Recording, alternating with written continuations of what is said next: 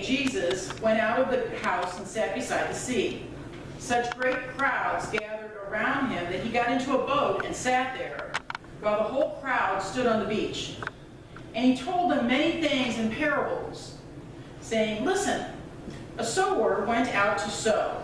And as he sowed, some seeds fell on the path, and the birds came and ate them. Other seeds fell on rocky ground, where they did not have much soil, and they sprang up quickly, since they had no depth of soil. But when the sun rose, they were scorched, and since they had no root, they withered away. Other seeds fell among thorns, and the thorns grew up and choked them. Other seeds fell on good soil, and brought forth grain, some 100-fold, some 60, some 30. Let anyone with ears listen. Hear then the parable of the sower. When anyone hears the word of the kingdom and does not understand it, the evil one comes and snatches away what is sown in his heart. That is what was sown on the path. As for what was sown on the rocky ground, this is the one who hears the word and immediately receives it with joy. Yet such a person has no root, but endures only for a while, and when trouble or persecution arises on account of the word, that person immediately falls away. As for what was sown among thorns, this is the one who hears the word, but the cares of the world and the lure of wealth choke the word, and it yields nothing. But as for what was sown on good soil, this is the one who hears the word and understands it, and who indeed bears fruit and yields, in one case 100-fold, in another 60, and in another 30. And this is the word of God for us, the people of God. Thanks be to God. And so, let's talk about getting dirty.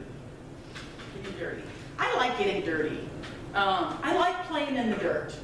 I especially like playing in the dirt in the springtime. Nothing is as satisfying as playing in the dirt in the springtime. When you've been inside all winter and you go outside and it's finally warm enough and the ground smells good, doesn't it? It just smells like springtime, you know? And you just want to play in the dirt, and you go to the store and you see all the bedding plants everywhere, and you just kind of go nuts. I went out to Hillerman's this year with a friend out in Washington, and they have a lot of stuff. If you haven't been to Hillerman's, yes, it's a place that's very exciting if you like to play in the dirt, because they have lots and lots of stuff. I spent a lot more money than my loving husband really understands that I spent at Hillerman's, and I bought lots of cool stuff, and I came home and I played in the dirt. It was a lot of fun. Now, Martin likes to play in the dirt too. He likes to do it with the tractor. We got this tractor, and he likes to move the dirt around and to grade it up and to smooth it out. And so it's fun to play in the dirt. And when you do, you get dirty, and it's good, right? It's good to get dirty. So the parable this morning that Jesus told resonates with me because I like to plant things. This winter, I was excited about getting to plant things, and I had worked on my gardens all winter or in the fall. A friend of mine told me how you lay down mulch and then cardboard, and then you put mulch on top of it, and it makes this really nice place you get to sit all winter. So I patience is not my long suit, in case anybody's not sure. I'm not very patient. But I waited patiently all winter, and so in the middle of the winter I thought, oh, you know what I could do? I could grow some perennials from seeds. Seeds, right? Now usually I get bedding plants because they're already grown and they're pretty, and you know, but I thought I'm going to try to do it from seeds. And so I got some of those little starter pots, you know, and you add water to them, and they rise up on their own. It's very cool to watch them.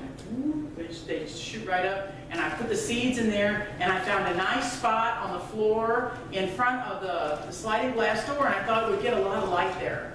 And I thought that would be a good place to grow these seeds. And so I watered them, and it was a really good place to grow mold. It turns out that my seeds did not get light all day long. They got just enough light and just enough heat in that spot to grow a great crop of mold. And so I had to throw those away and start over again. So I went and I got some more of those little starter pots, And some of those, the first ones had like a sphagnum moss or something in them, you know, that starter stuff. The second ones, they had like dirt in them.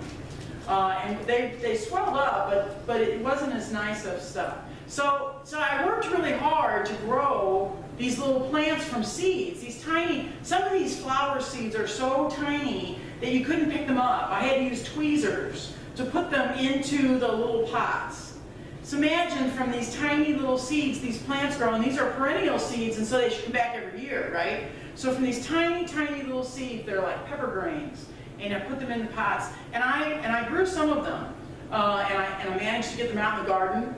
And then I was gone at annual conference, and Martin, God love him, he was working really hard while I was gone, and he had the whole front of the house dug up and tar put back on it, and a drainage house put in, and in the process, all of my little bedding plants that I worked all winter on, they got stomped on. But it's okay, They'll because come I'll get back to to try. perennial, right? Yeah. Well, they have to grow first to be perennial. So I'll get to try again. So I learned a lot, right? I learned to move beyond believing. How do we know how to move beyond church attendance? How do we move beyond into the world to bear fruit? We have to fertilize our hearts. We have to fertilize our souls. We have to give ourselves the means of grace and put ourselves in that place so that we can be strong and vigorous Christians who bear fruit. And so this morning, when you exhorted each other to bear fruit, that's what it was about. That's what we wish for each other. Not just that we love God, not just that we believe in God, but that we take that love and that belief and that we use it to bear fruit. And so as you go into the world this week, think about what fruit you bear, what fruit you would like to bear.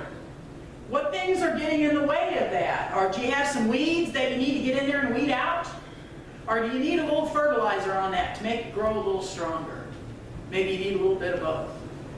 Whatever it is, prayers is the place to start. And to know that God is with us always. And to know, like little Ariana did this week, that God lives in our hearts. Amen.